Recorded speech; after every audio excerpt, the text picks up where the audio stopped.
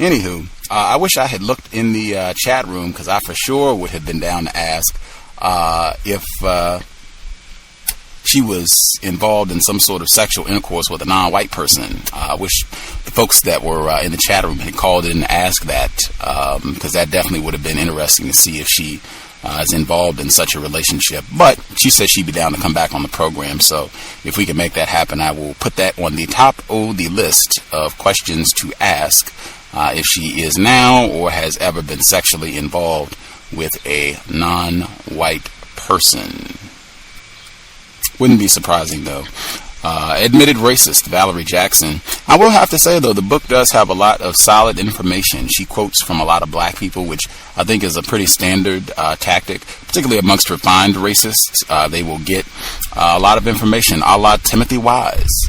They will go and get a lot of information from black people who are less confused and use that in their work. But yeah, she does have a lot of good information, I think, around the issue of racism and child molestation. The anecdote, some of the suggestions, solid stuff. I was pretty surprised. Like, I'm normally, if it's a white person, I'm just expecting some foolishness. And so when I got the book and I started reading, and she starts the book off with her definition of racism. You got to be a white person and blah, blah, blah. And even just starting off with definitions, most of the text that I read that deals with racism, they do not start off with definitions. It's very rare. I think Dr. Welsing, Mr. Fuller, it's a few others, Urugu, Dr. Remember Ani. It's very rare when I read material that deals with racism, white supremacy, where people slow down and they define their terms. They have a glossary, or they start the book out and just, make sure that they define the terms that they're going to be using, and especially racism. So I was a little bit surprised, but, she's still a part of the white supremacist army. It took buckets of words. At the beginning of the program, she said, I know some folks weren't here then. I know Cynical was here, cynicalafrican.wordpress.com. But I was asking her, you're a white person, are you a racist? And I gave my definition, and she was doing the buckets of words. And in that, she said, not knowing what you don't know.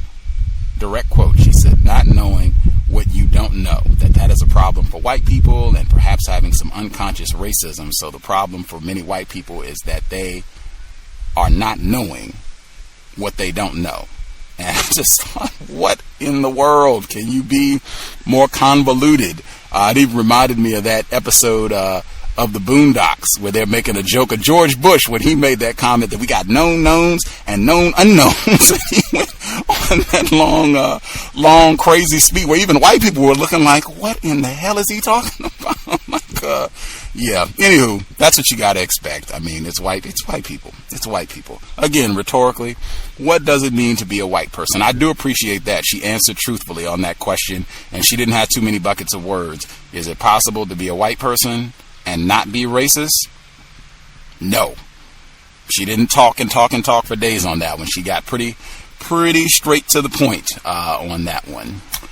Anywho, we'll check to see if our caller in the UK, Machiavelli, always good to hear from folks in different spots on the globe. Do you have any thoughts about your fellow England resident and her commentary on the program? Well, like I said to her, she was honest. I was shocked because white people in the UK, they don't talk about racism, and if they do, it's the usual playbook. It's not all of us, and we don't know that we're doing it, so it excuses it and all that sort of stuff. So, yeah, she was very honest, and yeah, I was almost impressed.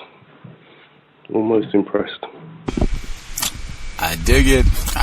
Almost impressed. I dig it.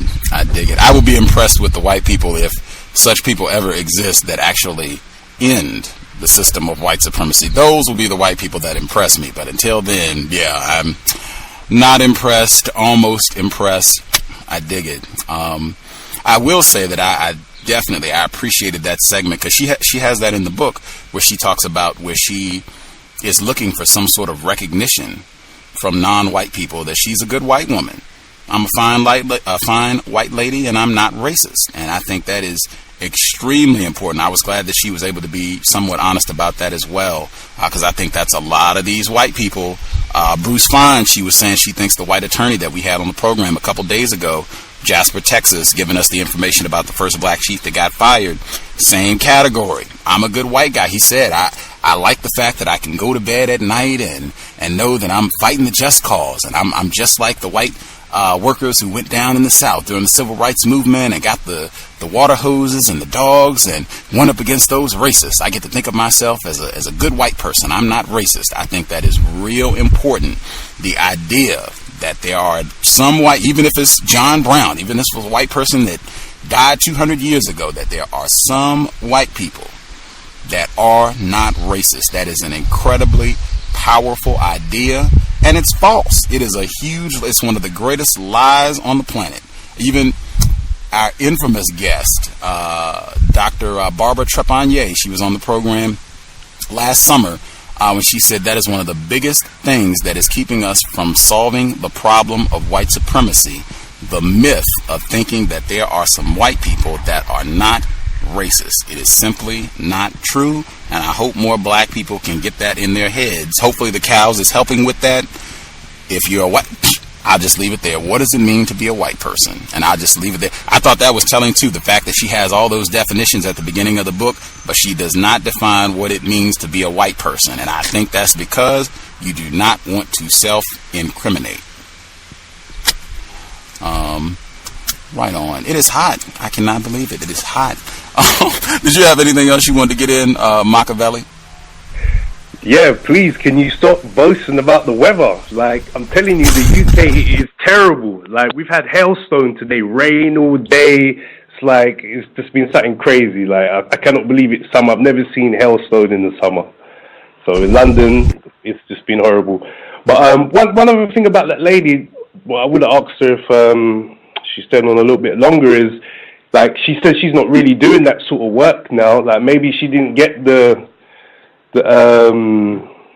validation and the gratitude that she maybe was looking for when she did the work, because she's not living in London anymore. She's not doing that work, and she's like moved to the most whitest part of the UK, where I know there's probably a minute amount of black people, if any.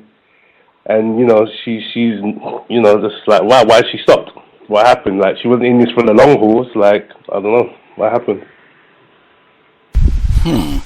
That would have been a good question. I don't know. She seemed like she might have been down to hang out for a second or two. I would have liked to hear her response to that. I know she said at the beginning of the program, she said this book, I'm not sure if she's written any other books, but she said this book, it was not well received. It didn't sell well.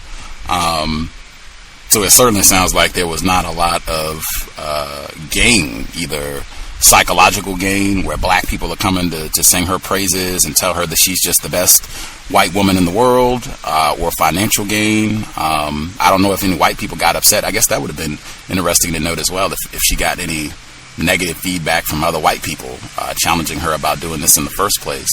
But yeah, that is interesting. I don't know. I have never been to the UK, so I don't know the region where she's at now. But you said she's in a pretty white area. Maybe that's what happened. She just said, forget it. I'm going to go back and just go hang out with the rest of the racist white people and do our counseling and leave this racism stuff alone.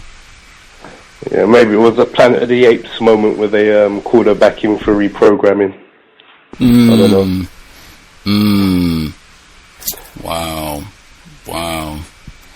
Yeah, I'm going to be looking to see if we can get her back on the program. I'm hoping that there will be some other incidents around quote unquote transracial adoption in the UK, and then that'll be a good excuse, a good topic, and a good reason to invite her back. And then we can definitely want to ask if she's been involved sexually with a non-white person, and then what prompted her to not do this. Because just looking at her website, she has like a consulting firm set up where they go to, I guess, different workplaces and talk to the employers about quote unquote diversity and other workplace issues. Now, I didn't see racism mentioned when it explains, what they do and the fees and all that. I didn't see racism mentioned. I did see the term diversity.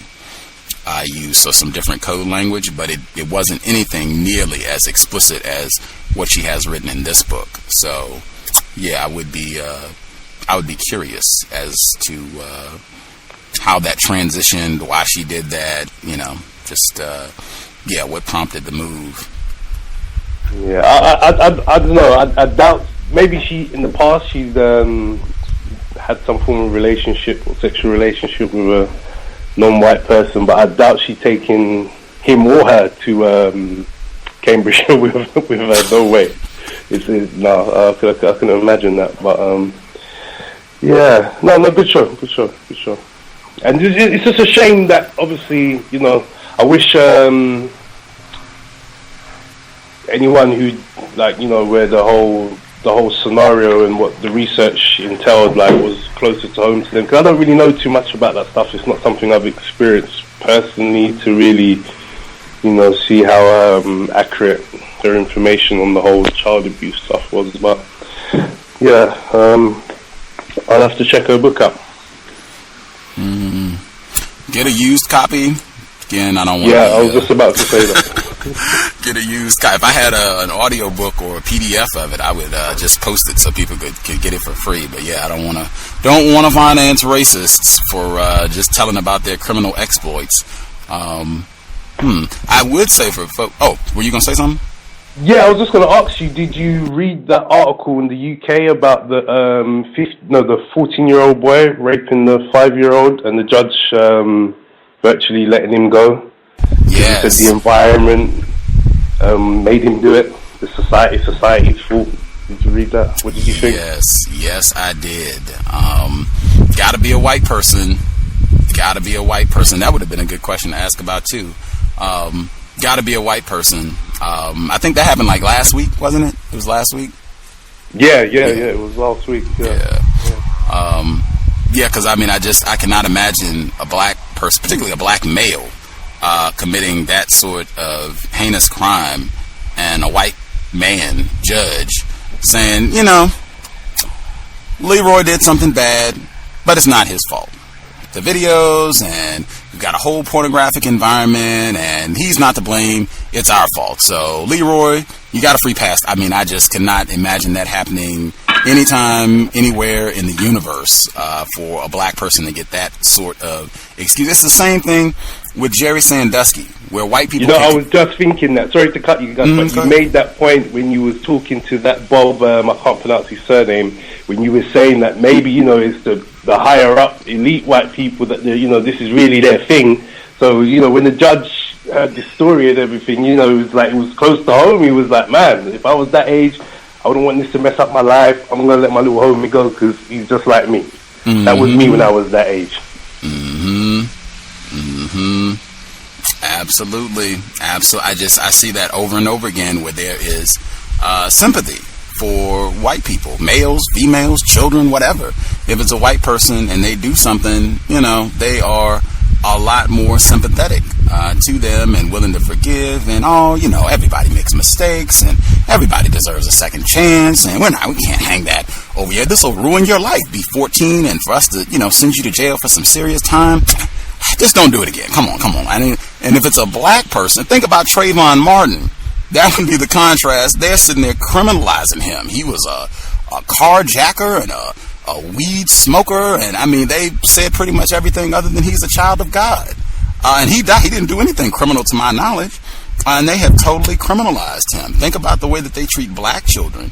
And so it doesn't even have to be similar. It can be way less aggressive, way less violent crimes. And they are like, hey, let's persecute him as an adult. I don't care if he's 2. Let's persecute him as an adult. Let's give him life. Let's give him a death sentence or whatever the case may be. It's way more punitive, way more harsh, way less forgiving. So yeah, that's what I was thinking. It had to be a white person, and that should be another illustration of the massive problem that is racism, white supremacy, where white people can pretty much do anything, and it's just not that big a deal. Particularly, I would say around anything involving sexual exploitation of children. Really not that big a deal if you're a white person and you're doing that.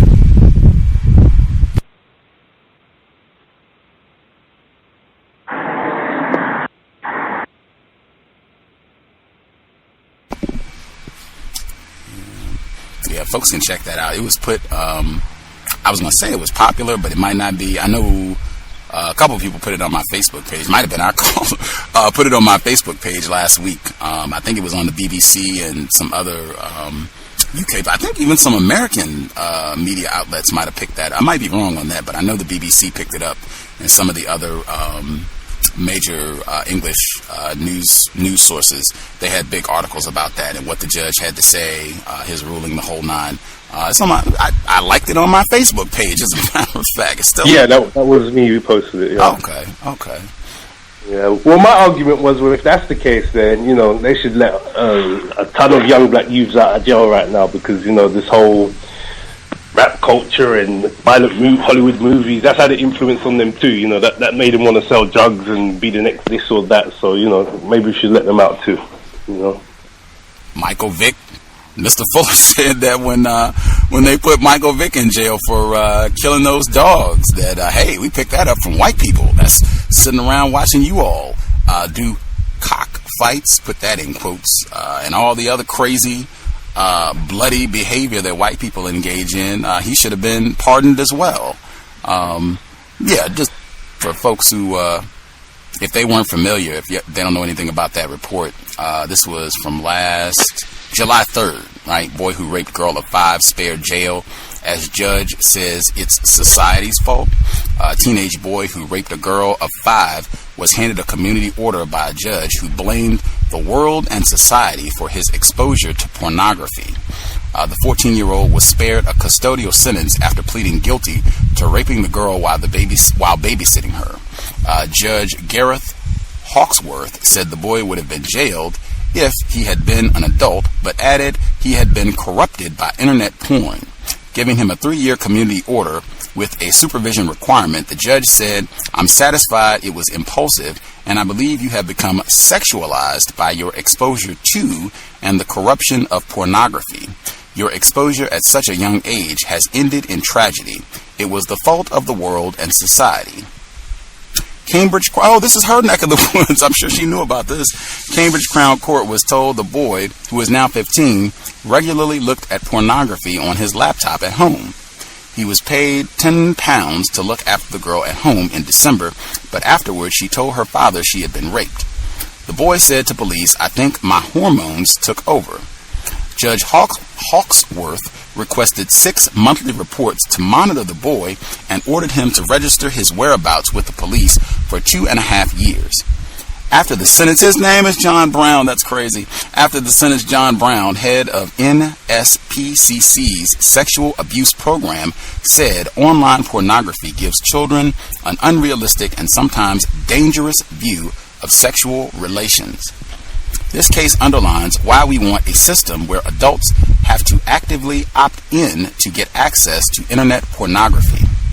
Claude Knights, director of children's charity Kidscape, said, "We have to ask whether the perpetrator's sentence reflects the severity of the crime." I know Bruce Fine, she sent me a report. This happened in the States. I think this happened in the last 7 days. It was a white man. I think he was a bus driver or something. He said that it was caffeine that caused him to sexually assault this female. That was the excuse that he gave. And I did another one. Got to be a white person. I cannot imagine a black person being able to, I just had one too many Coca-Colas and my hormones got the best of me. My bad. I will stick to water. Just want no more Coca-Cola and coffee for me. Only white people can come out with that sort of just blatant foolishness and get away with it. Yeah, hogwash. But the thing that made me laugh was exposed to pornography. You're not exposed to pornography. Like, you have to log on and, you have to go out your way to access pornography. It's not on adverts. It's not around you 24/7. This young boy, what sort of porn was he watching? I remember being 14. I remember seeing some pornography, and it didn't make me want to rape 5-year-old girls. It made me attracted to older women, but not, like, what was he watching? That's what I want to know. What was he watching?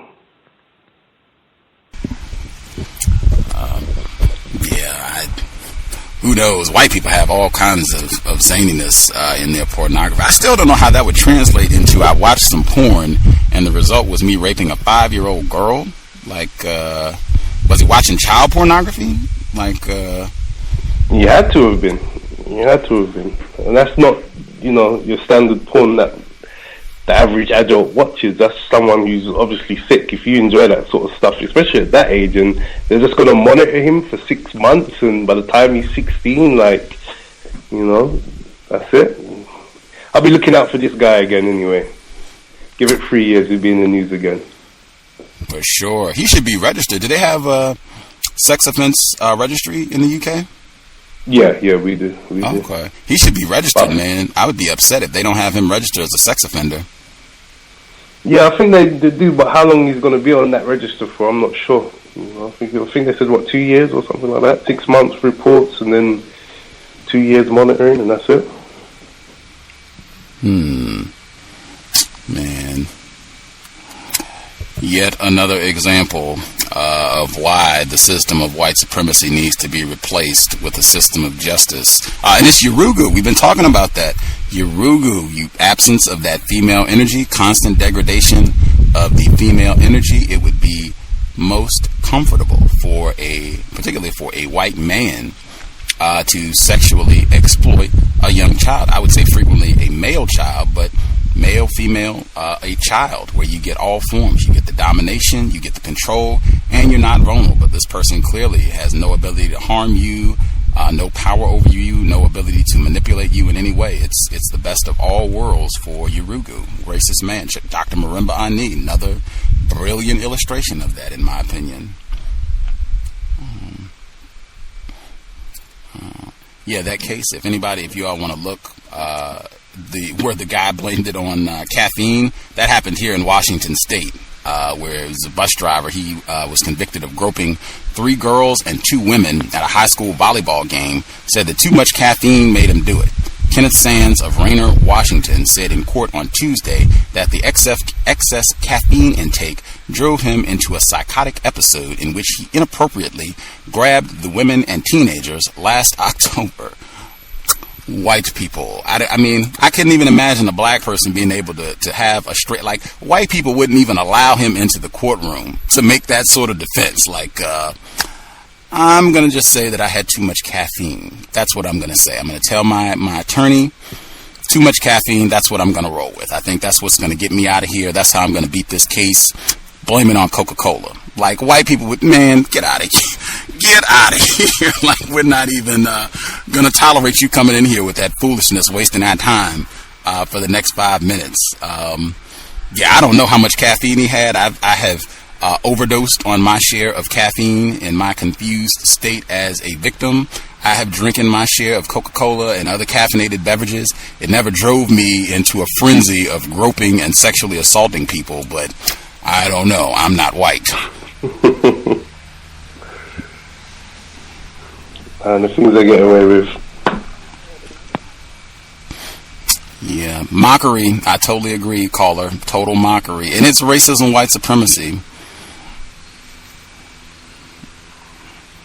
Yeah. But we will be on, I guess, for our caller in UK, just saying in terms of comparison contrast with the white woman Valerie Jackson, our guest on today's program, what she had to say. And man, I wish I had remembered that incident, because I would have certainly asked her about that, because that, in my view, is a blatant example of racism. But if you all are looking for kind of